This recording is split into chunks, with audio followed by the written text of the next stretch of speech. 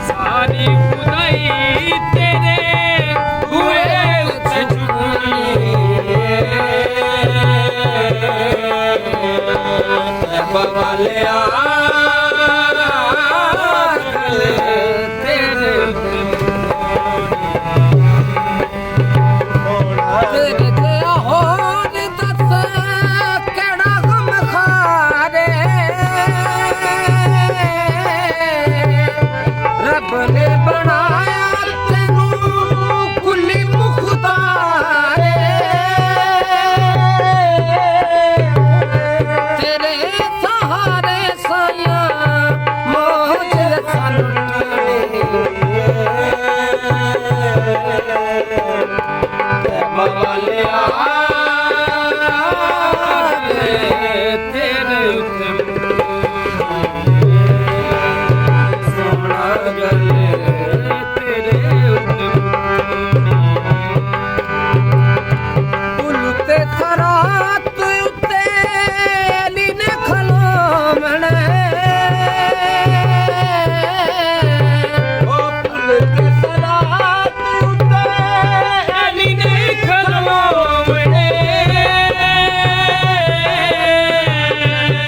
सहुनारा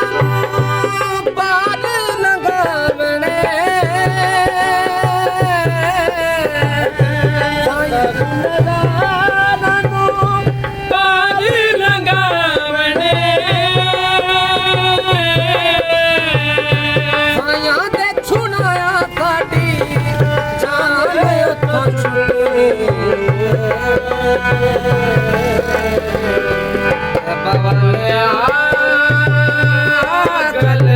Weaver माशाअल्लाह सफ़र तो सारा वावा है लेकिन अस करीब थे वे लेकिन तक खच ये मार गए साढ़े नाल नहर का किनार नहर है ना नहर के अगले ने खाटी करके रेता सारा पा के रोड से सट्टा हो बड़ी तकल्लफ तो बड़ी तंगी थी के वहदी पई है। चलो कोई गल नहीं वीवर गुजरेंदे पे आहिस्ता आहिस्ता करके सफ़र सारा गुजरता पे कंटिन्यू करेंदे पे सफ़र तो बाकी नाराज़ हम हफ्ता करे तो दिखे ने माहौल अस कि वहदे पे कि नहीं वहदे पे गंदम माशाअल्लाह फुल पक्की हुई है कटाइयाँ थी गई गंदम दियाँ लोगों ने कपा दी भी काश्त कर की दी क्योंकि वीवर सारा सराकी का माहौल सराकी नज़ारे ही उन्हें प्यारे प्यारे आज माहौल इस तरीके से वीवर रेत टिब्बियाँ फंस गए बाकी कोई नहीं हालांकि रोड सारा साफ सुथरा आई। चलो कोई गल नहीं वीवर गुजारा करेंदे पे बाकी सफ़र के करीब आ गए अस मोबाइल सर हाथों बहदा आई बच बचा ठीक है अल्लाह खैर करे सी बाकी जुड़े रहो नाल ते प्यारे प्यारे ही में ज़ियारतों तो सरकारी माहौल सरकारी खाते जो गुजरे सो वहदे दिखे सो वहदे माहौल खूबसूरत जहाँ माहौल सराकी सखावत नहर का किनारा खूबसूरत जहा माहौल राव नाल दे आ गया अगू नाल दा पुल चल के तक लिखे ने पुल क्रॉस करके अगर भी चलते हैं चल के माहौल लिखे ने क्योंकि खूबसूरत जहा सराकी का माहौल इो है वीवर साढ़े को सराकी आवाज़ सराकी अल्फाज सराकी सखावत नहर का किनारा ठंडी ठंडी हवा आँदी पे अस जिथा अगर वहदे पे असें ना ये नाल दा साढ़ा गाँव है 35 चक को आखा वहदे 335 चक वीवर अस इतने पहुँच गया से खैर खरीत बाकी में मुहब्बत करे सो साढ़े नाल तो मेन मसला यह है कि छोटे भाई की थोड़ी तबीयत खराब है वहदे पैसे दवाई ना ट्रैवलिंग के दौरान तुसा भी सोचेंदे पे आसो कि कि वहदे पे इतना डॉक्टर साढ़े को मशहूर है 35 चक के 335 चक तो उत्थे चलते हैं दवाई घिने छोटे भाई की दवाई घिन के वाल वापसी घर दू उसी साड़ी लेकिन गर्मी बहुत ज़्यादा है वीवर तो बाकी तो साड़ा विलॉग अज का पसंद आ सी साड़ा सराकी कल्चर की सराकी सखाफत खूबसूरत जो ट्रैवलिंग विलॉग साड़ा तो अच्छा लगा होया उसी तो बाकी खूबसूरत जो विलॉग में सब डेस हुई इजाजत कल अस इंशाअल्लाह ताला तुहाडे वास्ते सराकी का माहौल खूबसूरत जो नज़ारे वल गिन के थी सो हाजिर प्यारा प्यारा क्योंकि अस दुकान के नेड़े पहुँच गए हैं।